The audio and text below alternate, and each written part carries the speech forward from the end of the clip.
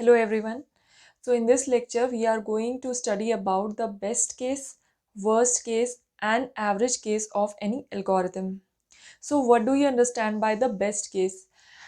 अगर आप एक रियल लाइफ एग्जाम्पल से इसको समझना चाहें, सपोज आपने किसी दिन आप टू व्हीलर से ट्रैवल कर रहे हैं, ठीक है, आपको कहीं जाना है और आप अपने साथ अपना हेलमेट कैरी करना भूल गए। आगे जाके क्या देखते हैं कि ट्रैफिक पुलिस जो है वो चेकिंग कर रही है। तो आपके साथ क्या होगा कि पुलिस आपको देखेगी यू आर विदाउट हेलमेट, वो आपको स्टॉप करेगी और आपका चालान बना देगी। ठीक है, that is your worst case scenario.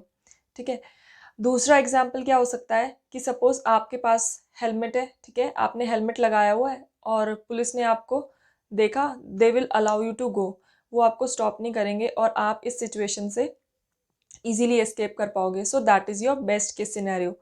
Similarly किसी भी एल्गोरिथम के साथ यही बेस्ट केस, वर्स्ट केस और एवरेज केस हो सकते हैं for any given input depending on the type of input given. जो भी आप किस टाइप का आप इनपुट उस एल्गोरिथम को दे रहे हो, बेस्ड ऑन दैट वो एल्गोरिथम के best case, worst case and average case हो सकते हैं। So what is best case?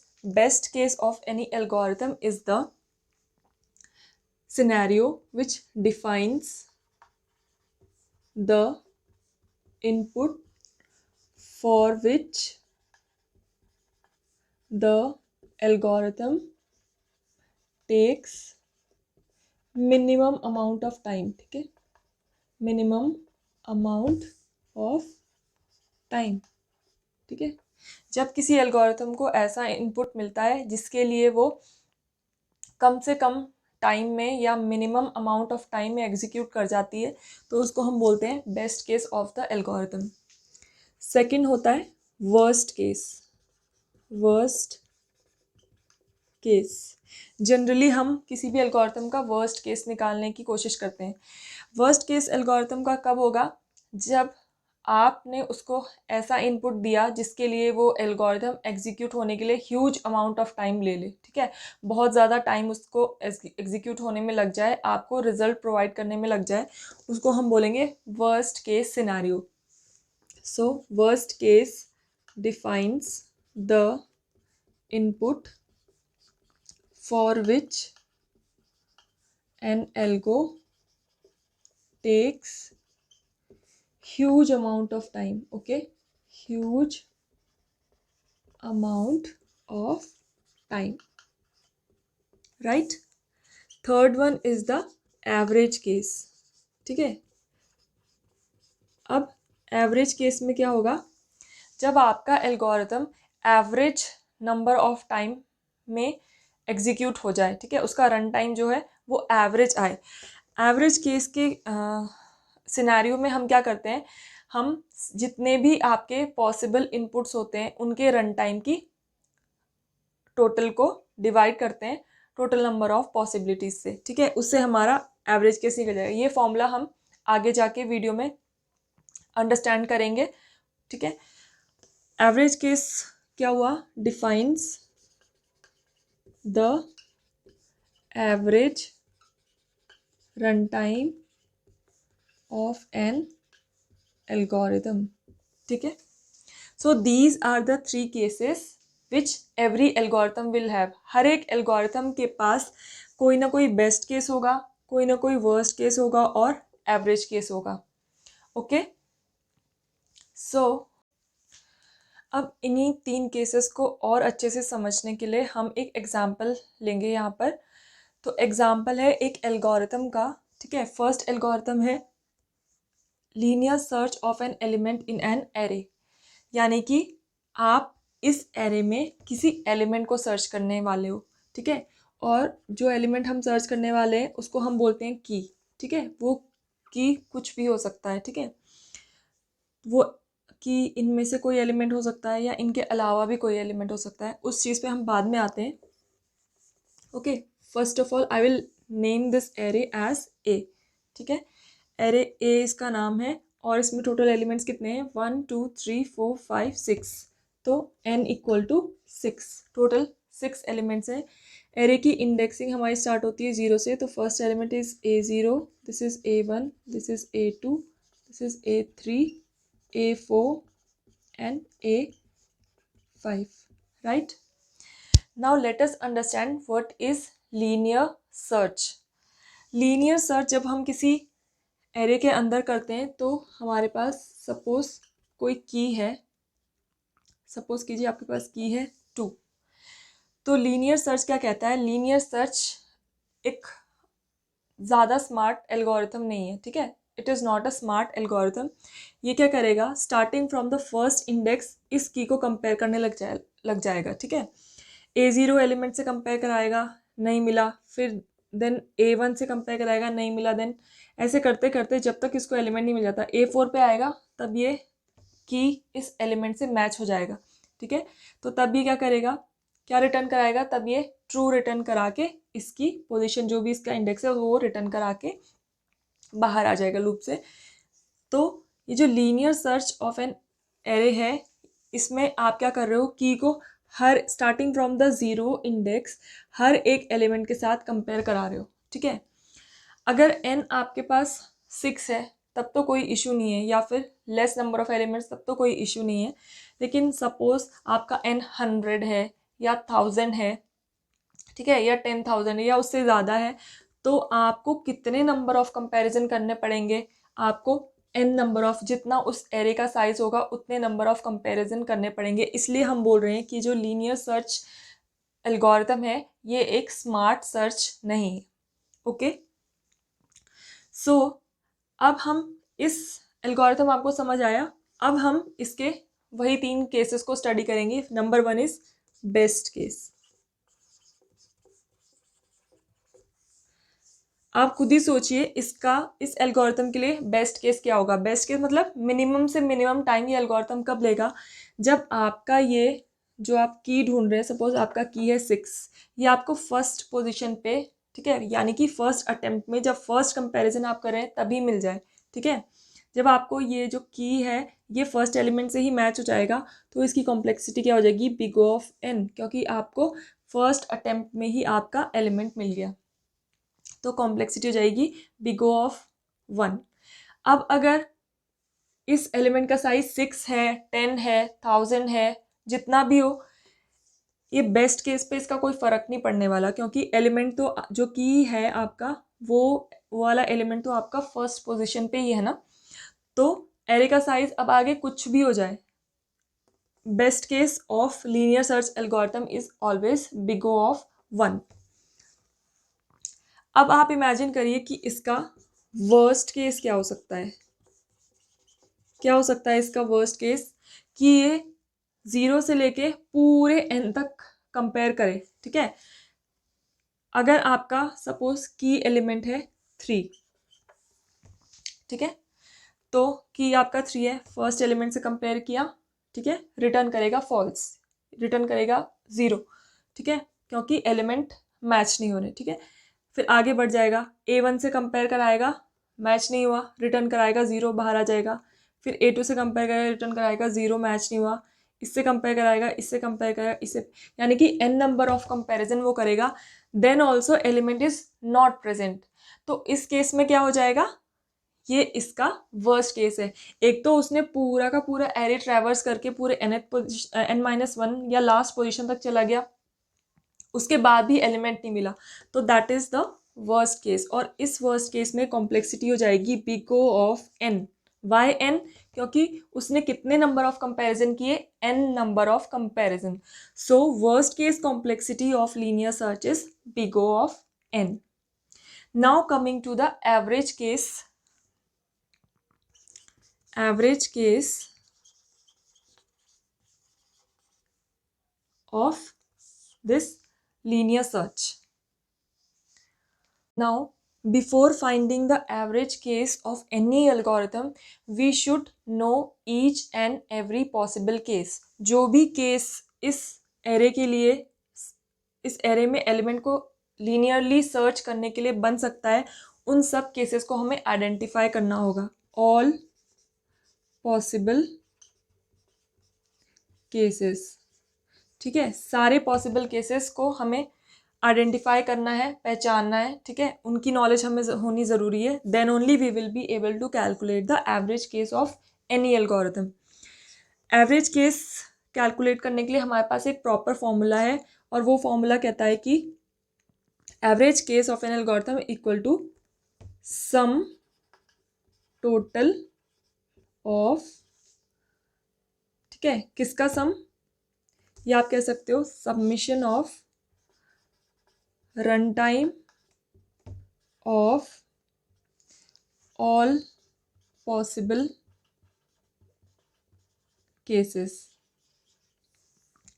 क्या क्या केस बन सकते हैं किसी भी एलिमेंट को इसमें लीनियरली सर्च करने के लिए, उन सब का run time divided by summation of total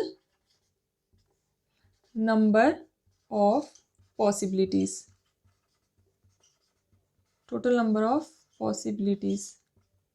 Okay, so this is the formula. This formula will work for any algorithm to find the average case, but condition is we should identify all the possible cases. सारे जितने भी possible cases यहाँ पे बन रहे हैं वो हमें पता होना चाहिए।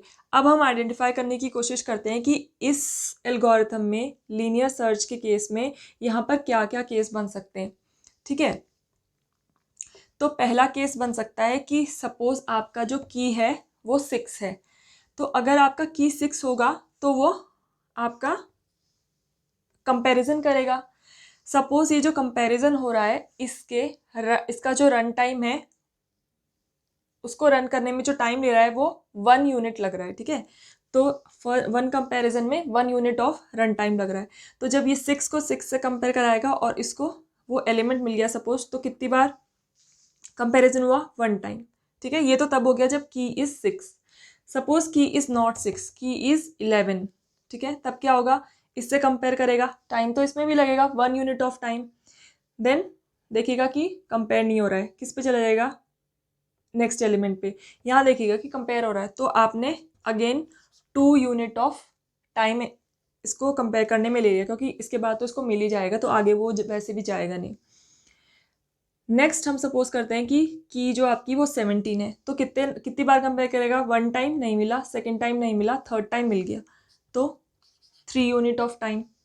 देन सपोज की है 10, तो 1 टाइम, 2 टाइम, 3 टाइम, 4 टाइम पे उसको एलिमेंट मिल जाएगा, तो कितना हो गया, 4। नेक्स्ट सपोज की इज 2, तो कितनी बार, 1 2 3 4 5, फिफ्थ टाइम पे उसको वो एलिमेंट मिल जाएगा। अब सपोज की इज 9, देन कितने नंबर ऑफ कंपैरिजन के बाद उसको 9 मिलेगा, 1 2 3 4 5 6 प्लस 6। और एक वो भी केस ले लो कि एक ऐसा एलिमेंट हो हमारे पास जो इस एरे में हो ही नहीं, सपोज कि हमारा 3 है, तब भी तो उसको एक एक नोड या एक एक एलिमेंट के पास जाना पड़ेगा, तो कितने कंपैरिजन, 1 2 3 4 5 6 के बाद उसे पता चलेगा कि हाँ ये की तो इसमें प्रेजेंट नहीं है, तो 6 उसका। तो total run time of all possible cases divided by total number of possibilities, इस की के क्या होने की क्या क्या पॉसिबिलिटीज हो सकती है, 6 हो सकती है, 11 17 10 2 9, जो अभी मैंने की डिफरेंट वैल्यूज डाली, यानी कि ये 6 तो होंगी, इसके अलावा एक ऐसा एलिमेंट जो इसमें प्रेजेंट नहीं है, +1। ओके, अब अगर मैं इसको थोड़ा जनरलाइज फॉर्म में लिख लूँ, इसको मैं यहाँ पे क्लोज कर लेती हूँ, ठीक है। ये उनके लिए है जो एलिमेंट्स इस एरे के अंदर प्रेजेंट है, और ये उसके लिए जो एलिमेंट इस एरे में प्रेजेंट नहीं है, अगर की वो है तो। अगर मैं इसको जनरलाइज फॉर्म में लिख दूँ तो ये मुझे कुछ इस तरह से दिख रहा है कि 1 + 2 + dot dot dot dot up to n and +n। Okay, 6 के बदले मैंने क्या रख दिया यहाँ पर, n, इसको एक जनरलाइज फॉर्मूला बनाने के लिए। 6 इज n + 1। अब अगर आप यहाँ देखें 1 + 2 + 3 + अप टू n, ये आपका एक एरिथमेटिक प्रोग्रेशन बन रहा है, ठीक है।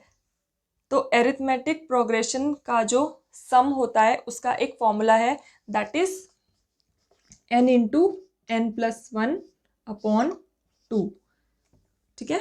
इसके बदले हमने एक फॉर्मूला रख दिया जो कि एरिथमेटिक प्रोग्रेशन के सम टोटल का है। ठीक है, हमारा जो एरिथमेटिक प्रोग्रेशन है वो स्टार्ट हो रहा है 1 से और एंड हो रहा है n पे, तो इसका सम टोटल का फॉर्मूला ये होता है then plus n and whole upon n plus 1। अब मैं इसको ब्रेक कर दूंगी यहाँ पर, तो क्या हो जाएगा n plus 1 upon 2 into n plus 1 plus n upon n plus 1।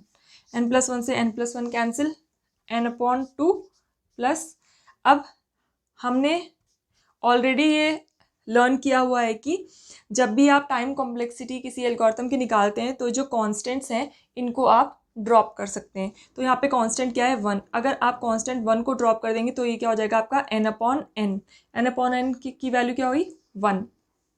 Again आप यहाँ पर इस कांस्टेंट को और इस कांस्टेंट को ड्रॉप कर सकते हैं, क्योंकि जब n की वैल्यू जो कि एक आपका इनपुट साइज है इसकी वैल्यू सफिशिएंटली हाई हो जाए, ठीक है, तब ये और ये कांस्टेंट टर्म्स होती है, इनका कोई सिग्निफिकेंस नहीं रहता।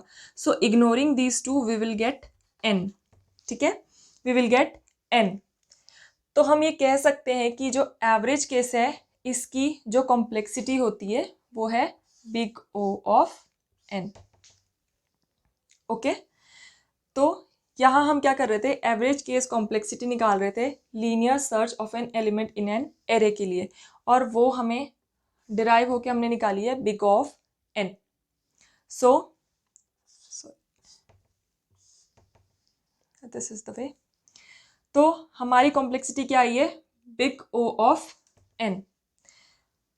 सो linear search of an element की बेस्ट केस कॉम्प्लेक्सिटी हो जाती है big O of 1, worst case complexity big O of n and average case complexity हो जाती है बिग O ऑफ n, जो अभी हमने डिराइव की है, राइट।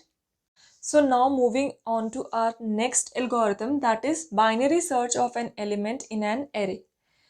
Binary search algorithm जो आपकी है इसके लिए आपके पास एक कंडीशन है, ठीक है। ये एल्गोरिथम आप उसी एरे में परफॉर्म कर सकते हैं जिसके जो एलिमेंट्स हैं ये सॉर्टेड ऑर्डर में हो। अगर आप यहाँ देखें तो ये जो एरे है इसके अंदर एलिमेंट्स सॉर्टेड ऑर्डर में है, ठीक है, इंक्रीजिंग ऑर्डर में है। यहाँ पर लीनियर सर्च के केस में आपके जो एलिमेंट्स हैं वो रैंडमली अरेंज हो सकते हैं, कोई फ़र्क नहीं पड़ता सॉर्टेड है या अनसॉर्टेड है। बट बाइनरी सर्च में एलिमेंट्स सॉर्टेड होना ज़रूरी है, तभी ये एल्गोरिथम वर्क करेगी। दूसरा, जो बाइनरी सर्च एल्गोरिथम है वो ऐसे रैंडमली कंपैरिजन स्टार्ट नहीं कर देती, ठीक है, starting from 1 to n। Binary search algorithm जो है वो स्मार्टली चलती है, ठीक है। वो कैसे वर्क करती है वो हम अभी यहाँ देखेंगे।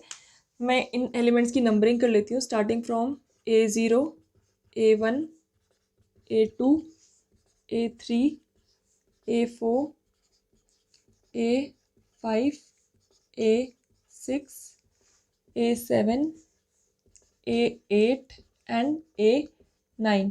तो total n equal to 10 elements मेरे पास हैं इस एरे के अंदर जो कि सॉर्टेड ऑर्डर में है। अब हम ये समझते हैं यहाँ पर कि बाइनरी सर्च एल्गोरिथम वर्क कैसे करती है।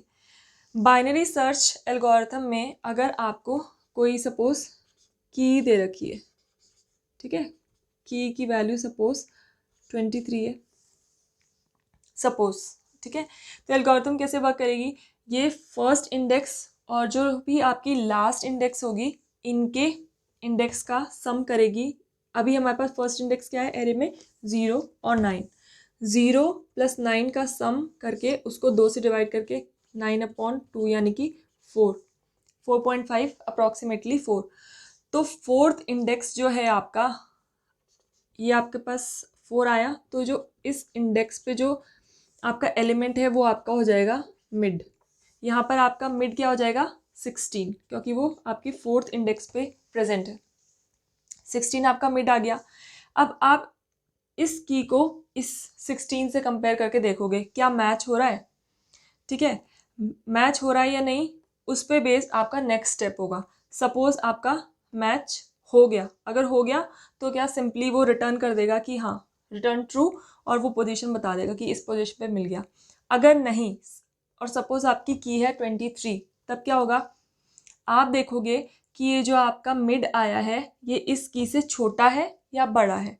तो यहाँ पर जो आपका मिड है वो की से छोटा है, यानी कि की के राइट हैंड साइड पे वो एलिमेंट होगा, क्योंकि एरे तो पहले सॉर्टेड ऑर्डर में। तो आप क्या करोगे, इस मिड से पहले वाले एलिमेंट्स को डिस्कार्ड कर दोगे, क्योंकि यहाँ पर तो आपको एलिमेंट वो मिलने नहीं वाला, आपको एलिमेंट मिलेगा इसी तरफ। इस बात के लिए तो आप श्योर हो अब। तो अब हम इस एरे को डिवाइड कर देंगे एक सब एरे में, जो कि स्टार्ट होगा A5 से लेके A9 तक। अब यही सेम ऑपरेशन जो अभी हमने परफॉर्म किया इस सब एरे के लिए हम परफॉर्म करेंगे, यानी कि हम करेंगे 5 + 9/2 = 14/2। क्या आया? 7। तो यानी कि A7 जो अब है हमारा वो हो जाएगा मिड। क्या है आपका A7? 56।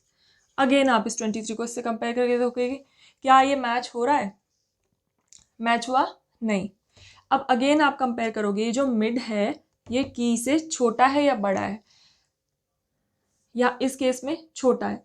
तो इस तरफ राइट हैंड साइड वाले आप सारे एलिमेंट्स को डिस्कार्ड कर दोगे, आप उठाओगे इसको एज अ सब एरे।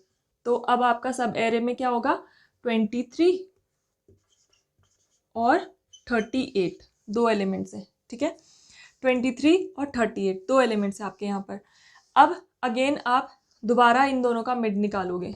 5 + 6/2 11/2 क्या आएगा? 5.5 मीन्स अप्रॉक्सीमेटली 5। अब आप इस A5 इंडेक्स पे जो भी एलिमेंट है उसको आप मिड बना दोगे। क्या है आपका A5? 23। अगेन आप 23 से कंपेयर करके देखोगे मैच हो रहा है? हाँ, मैच हो गया। तो आप क्या रिटर्न कराओगे? 1 और इस इंडेक्स की वैल्यू रिटर्न करा दोगे, जिससे आप ये प्रिंट कर पाओ कि हाँ element found at this position. अब एल्गोरिथम यहाँ पर एक्सप्लेन कर दिया मैंने। अब हम यहाँ पर देखेंगे इस एल्गोरिथम का बेस्ट केस। आप खुद ही सोचिए इस एल्गोरिथम के लिए बेस्ट केस क्या होगा। लीनियर सर्च के लिए हमारा बेस्ट केस क्या था कि हमने पहली बार सर्च किया, फर्स्ट पोजीशन पे ही हमें एलिमेंट मिल गया। अब हम पहली बार यहाँ पर किससे कंपेयर करा रहे हैं? मिड से कंपेयर करा रहे हैं। तो यही इसका बेस्ट केस होगा कि जब हमने इस एडिशन से और इसको 2 से डिवाइड करके जो इंडेक्स निकाला और मिड एलिमेंट हमने फाइंड किया, उस मिड से कंपेयर करने पे फर्स्ट टाइम ही एलिमेंट, यानी कि सपोज मेरा की हो गया, अगर 16 को सर्च करी थी मैं, तो मुझे वो फर्स्ट टाइम पे ही मिल जाएगा एज अ मिड एलिमेंट। तो यही इसका बेस्ट केस है कि की इज द मिड एलिमेंट, और इसकी कॉम्प्लेक्सिटी कितनी होगी? Big of 1। फर्स्ट कंपैरिजन में ही आपको रिजल्ट मिल गया, ठीक है, आपको फर्दर कंपैरिजन करने की ज़रूरत ही नहीं पड़ी। So that is the best case of this algorithm. So worst case of binary search. अगर आप इस एल्गोरिथम को ध्यान से देखो तो आपका जो एरे का साइज है वो है 10, ठीक है, नंबर ऑफ एलिमेंट्स है आपके 10।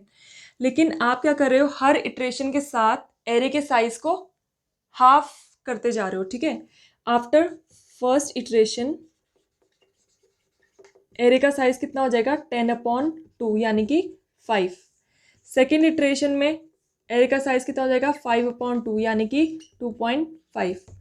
थर्ड इटरेशन में एरे का साइज कितना हो जाएगा? 2.5/2 = 1.25, अप्रॉक्सीमेटली 1। अब फर्दर आप इसको डिवाइड नहीं कर पाओगे, तो यानी कि 3 इटरेशन के बाद ही आपकी एल्गोरिथम यहाँ पर कंप्लीट हो जाएगी, ठीक है।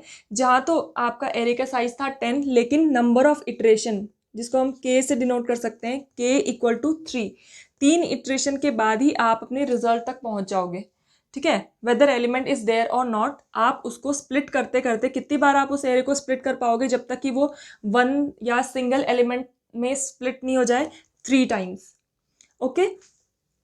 तो यहाँ पर हम वर्स्ट केस के लिए एल्गोरिथम को डिराइव करने जा रहे हैं। सपोज हमारे टोटल नंबर ऑफ इटरेशंस